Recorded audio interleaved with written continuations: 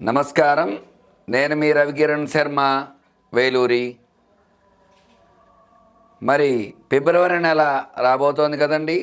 మరి ఫిబ్రవరి నెలలో ఏ ఏ రాశుల వారికి ఏ రకమైనటువంటి అనుకూలతలు ఉన్నాయి, ఏ రకమైనటువంటి ప్రతికూలతలు ఉన్నాయి, గ్రహ బలం ఏ విధంగా ఉంది, గ్రహాలు అనుకూలంగా ఉన్నాయా ప్రతికూలంగా ఉన్నాయా అనే విషయాల గురించి ఈరోజు మనం చెప్పుకోవడం జరుగుతుంది. మరి ఫిబ్రవరి నెలలో నవగ్రహ పరిపాలన ఏ రకంగా ఉంది, నవగ్రహాలు ఏ రాశుల్లో సంచారం చేస్తున్నాయి, ఏ ఏ రాశుల వారికి ఏ ఏ గ్రహ అనుకూలతలు ఉన్నాయి అనే విషయాన్ని గురించి చెప్పడం జరుగుతోంది. మరి గ్రహాలకు అధిపతి అయినటువంటి రవి మొట్టమొదటగా ఫిబ్రవరి 12వ తేదీ వరకు కుంభరాశిలో సంచారం చేయడం జరుగుతుంది. తదుపరి మీనరాశిలో సంచారం చేయడం జరుగుతుంది. అందువల్ల ఈ యొక్క కుంభరాశిలో మీనరాశిలో రవి సంచారం, కుంభరాశిలో సంచారం చేసినంత వరకు కూడా ఈ యొక్క కుంభరాశి వారికి ప్రతికూలతలు ఉంటాయి. అట్లాగే మీనరాశిలో సంచారం చేసిన తర్వాత మీనరాశ్యాధిపతి గురుడు కాబట్టి గురుడు ఉన్న రాశులు ఏవైతే ఉన్నాయో ఆ రాశులన్నిటికీ కూడా అనుకూలతలు వచ్చే అవకాశాలు ఖచ్చితంగా ఉంటాయి. అట్లాగే ఈ యొక్క నవగ్రహాల్లో తదుపరి గ్రహం చంద్రుడు ప్రతినిత్యము కూడా మారుతూ ఉంటాడు, నక్షత్రాన్ని బట్టి మారుతూ ఉంటాడు. కాబట్టి ఈ యొక్క 2.5 రోజులకు అంటే 2.5 నక్షత్రాలకి ఒకరోజు ఒక్కొక్క రాశి మారి ఇంకొక రాశిలోకి వస్తూ ఉంటాడు చంద్రుడు. అందువల్ల ఆ చంద్రుడు ఏ ఏ రోజున ఎలా ఉంటుందో అనే విషయాన్ని అప్పటికప్పుడే చెప్పుకోవాలి. కాబట్టి చంద్రానుకూలత సాధ్యమైనంత వరకు చంద్రుడు మనఃకారకుడు, చంద్రబలం అది ఉంటుంది. చంద్రుడు ఏ గ్రహంతో కలిస్తే ఆ ఫలితాన్ని ఇస్తూ ఉంటాడు. శుభగ్రహంతో కలిస్తే శుభ ఫలితాలు, పాపగ్రహంతో కలిస్తే పాప ఫలితాలు వచ్చే అవకాశాలు ఉంటాయి. అలాగే తరువాతి గ్రహం కుజుడు. ఈ యొక్క కుజుడు ఫిబ్రవరి 24వ తేదీ వరకు కూడా మిథున రాశిలో సంచారం చేస్తున్నారు. తదుపరి కర్కాటక రాశిలో సంచారం చేయడం జరుగుతుంది. మరి కుజుడు అనుకూలత బట్టే వ్యాపారము, అలాగే వ్యాపార అనుకూలత, రుణ బాధలు, రుణ సమస్యలు, ధన సమస్యలు, వివాహ సమస్యలు, సంతాన సమస్యలు ఇవన్నీ కూడా కుజుడు ప్రధానంగా ఉంటాడు. కాబట్టి ఈ కుజుడు ఈ యొక్క మిథునంలో సంచారం చేయడం జరుగుతుంది ఫిబ్రవరి నెలలో. మిథున రాశ్యాధిపతి బుధుడు కాబట్టి ఈ యొక్క కుజ అనుకూలత ఉన్న రాశులను బట్టి ఆ రాశి బలాన్ని బట్టి ఖచ్చితంగా మనకు తెలియటం జరుగుతుంది. తదుపరి గ్రహం బుధుడు. బుద్ధి కర్మానుసారిణి, మన బుద్ధిని బట్టి మన కర్మ అనేది జరుగుతూ ఉంటుంది. కాబట్టి ఈ యొక్క బుధుడు 13 వరకు కుంభంలో తదుపరి మీనంలో ప్రవేశిస్తున్నాడు. మరి కుంభంలో ప్రవేశించినప్పుడు శనికి బుధుడు శత్రువు అయితే కాదు, మిత్రుడే. కాబట్టి ఆ యొక్క బుధ సంచారం శని క్షేత్రంలో సంచారం చేసినప్పటికి కూడా బుధ సంచారం అనుకూలంగా ఉంటుంది. అలాగే తదుపరి మీనంలో అనుకూలంగా ఉంటుంది. ఎందుకంటే గురుడికి కూడా బుధుడు సముడే తప్ప శత్రువు అయితే కాదు. అందువల్ల ఈ యొక్క బుధ అనుకూలత అనేది ఈ నెలలో ఉంటుందన్నమాట అన్ని రాశుల వారికి. తదుపరి గురుడు ఆ బృహస్పతి సంచారం వృషభంలో సంచారం చేయడం జరుగుతుంది. మరి వృషభ రాశ్యాధిపతి శుక్రుడు, అంటే శుక్రక్షేత్రంలో గురు సంచారం చేయడం జరుగుతుంది. ఈ గురు సంచారం చేయడం వల్ల గురు అనుకూలత అనేది ఖచ్చితంగా ఏర్పడటం జరుగుతుంది. ఎందుకంటే ఫైనాన్స్గా చూసుకున్నట్లయితే శుక్రుడు అధిపతి, మరి విద్య, ఉద్యోగం ఇట్లాంటి వాటికి చూసుకున్నట్టు గురుడు అధిపతి. అటువంటి గురుడు శుక్రక్షేత్రంలో పడటం వల్ల అటు ఉద్యోగము మరియు ఈ యొక్క విశేషమైనటువంటి ధనం ఈ రెండు కూడా గురు బలం వల్ల వస్తూ ఉంటాయి.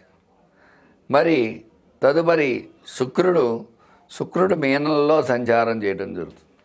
మరి మీనరాశ్యాధిపతి గురుడు, మరి అదే మీనంలో రాహు సంచారం చేయడం జరుగుతుంది. అంటే శుక్ర రాహువుల కలయిక వల్ల కొంచెం ఇబ్బందులు వస్తూ ఉంటాయి. దంపతుల్లో అన్యోన్యత లోపించడం అట్లాంటివి చిన్న చిన్న సమస్యలు అవి కొన్ని రాశుల వారికి వచ్చే అవకాశాలు ఉన్నాయి. మరి తదుపరి శని సంచారం, శని కుంభంలో సంచారం చేయడం జరుగుతుంది. కుంభరాశ్యాధిపతి శని కాబట్టి శని అనుకూలత ప్రతికూలతను బట్టి ఉంటుంది. శని వల్ల శని భగవానుడు ఆయన అనుగ్రహం ఇస్తే చక్కగా వివాహం జరుగుతుంది, చక్కటి ఉద్యోగం వస్తుంది, చక్కటి సంతానం కలుగుతుంది, చక్కటి అనుకూలతలన్నీ కూడా శని భగవానుడి వల్ల వస్తూ ఉంటాయి. మరి ఆయన ప్రతికూలిస్తే అనారోగ్యం వస్తుంది, వివాహం సరిగ్గా సెట్టు కాదు, డబ్బు ఎలా వస్తే అలా ఖర్చు అవుతూ ఉంటుంది. ఇట్లాంటి సమస్యలన్నీ శని భగవానుడు వస్తాయి. ఈయన కుంభంలో సంచారం చేస్తున్నారు ఈ నెలలో. తదుపరి రాహు సంచారం, రాహు మీనంలో సంచారం చేస్తున్నారు. రాహు భగవానుడు అంటే సర్పకారకుడు, రాహుకేతువులు. రాహు వల్ల చక్కటి అనుకూలతలు ఉన్నాయి, చక్కటి ప్రతికూలతలు ఉన్నాయి. రాహు వల్ల దృష్టి దోషాలు, నరదృష్టి, నరఘోష ఇలాంటివన్నీ వస్తూ ఉంటాయి. అట్లాగే రాహు దృష్టి దోషాలు అంటే కళ్ళకు సంబంధించి వ్యాధులు, అలాగే నరాలకు సంబంధించి వ్యాధులు ఇట్లాంటివన్నీ రాహు వల్ల వస్తూ ఉంటాయి. తర్వాత కేతువు జ్ఞానకారకుడు, కన్యలో సంచారం చేయడం జరుగుతుంది. ఈ కేతు సంచారం వల్ల కన్యామిథునయో బుధః అన్నారు. అంటే బుధుడు అధిపతి. బుధవారానికి అధిపతి ఎవరండి? విష్ణుమూర్తి, గణపతి, అయ్యప్ప స్వామి ఇట్లా విశేషంగా చాలామంది ఉన్నారు. మరి అటువంటి బుధవారానికి అధిపతి అయిన బుధుడు అనుకూలంగా ఉన్నటువంటి కన్యలో, ఈ యొక్క కేతువు కన్యలో సంచారం చేయడం వల్ల కొంతమందికి అనుకూలతలు, కొంతమందికి ప్రతికూలతలు. ఇట్లా ఈ నవగ్రహ పాలన అనేది ఫిబ్రవరి నెలలో ఈ రకంగా ఉండబోతోంది. అందువల్ల వీరి యొక్క స్థితిగతులను బట్టి శత్రువు అయితే రాస్యాధిపతి అనుకూలత ప్రతికూలతలు, రాస్యాధిపతి మిత్రుడైతే అనుకూలతలు, ఇట్లా మనకి అనుకూలత ప్రతికూలత అనేది వస్తూ ఉంటుంది. కాబట్టి చక్కగా వాటిని బట్టి ఏ రాశి వారికి ఏ రకంగా ఉండబోతోంది అనే విషయాన్ని వివరంగా చెప్పడం జరుగుతోంది. కుంభరాశి వారికి ఫిబ్రవరి నెలలో ఏ విధంగా ఉండబోతోంది, ఎలాంటి అనుకూలతలు ఉన్నాయి, ఎలాంటి ప్రతికూలతలు ఉన్నాయనే విషయాన్ని గురించి మీకు చెప్పడం జరుగుతుంది. కుంభరాశి అధిపతి శని జన్మస్థానంలో ఉన్నాడు. ఏలినాడు శని ప్రభావం ఉంటుంది. తద్వారా ఇబ్బందులు అవి ఎక్కువగా ఉంటాయి. జన్మ శని వల్ల శని భగవానుడు స్వక్షేత్రంలో ఉన్నప్పటికీ కూడా కొన్ని ఇబ్బందులు అయితే ఖచ్చితంగా ఉన్నాయి. అందువల్ల ఈ యొక్క కుంభరాశి వారికి ప్రతికూలతలు ఎక్కువగా ఉన్నాయి. ఆచితూచి అడుగు వేయాలి. వివాహ ప్రయత్నాలు చేసేవారికి వివాహ ప్రయత్నాలు సఫలీకృతం కావు. అందువల్ల వాళ్ళు ఏం చేస్తే బాగుంటుంది, ఎలాంటి పరిహారం చేసుకోవాలనే విషయాన్ని చెప్పడం జరుగుతుంది. సంతాన ప్రయత్నాలు చేసేవారికి కూడా సంతాన అనుకూలత తక్కువగా ఉంటుంది. అలాగే ఉద్యోగ ప్రయత్నాలు చేసేవారికి ఉద్యోగ ప్రయత్నాలు కూడా ఒక 40% వరకు అవకాశాలు ఉంటాయి. 60% ప్రతికూలతలే ఉన్నాయి. ఉద్యోగ ప్రయత్నాలు సఫలీకృతం కావు. ఉద్యోగంలో ఉండే వాళ్ళకి ప్రమోషన్స్ వస్తాయని ఎదురుచూపుగానే ఉంటుంది తప్ప ఈ నెలలో కూడా ప్రమోషన్స్ వచ్చే అవకాశాలు చాలా తక్కువగా ఉంటాయి. ఉద్యోగ ప్రయత్నాలు సఫలీకృతం కావు. విద్య పరంగా చూసుకున్నట్లయితే చదువుకునే పిల్లలకి జ్ఞాపక శక్తి కొంచెం మందగిస్తుంది. ఈయన పేరే మందుడు, రాస్యాధిపతి అయిన శని ఆ మందుడు అంటారు. కాబట్టి మందగించడం వల్ల కొంచెం ఆ బుద్ధి మందగించడం వల్ల పరీక్ష అనుకున్న రీతిలో పాస్ అవ్వకపోవడం అట్లాంటి ఇబ్బందులు వస్తూ ఉంటాయి. తగు జాగ్రత్తలు వహించాలి విద్య విషయంలో. అలాగే స్టాక్ మార్కెట్లో స్టాక్స్ పెట్టుబడులు పెట్టారా, మీ ధనం ఖాళీ అవుతుంది.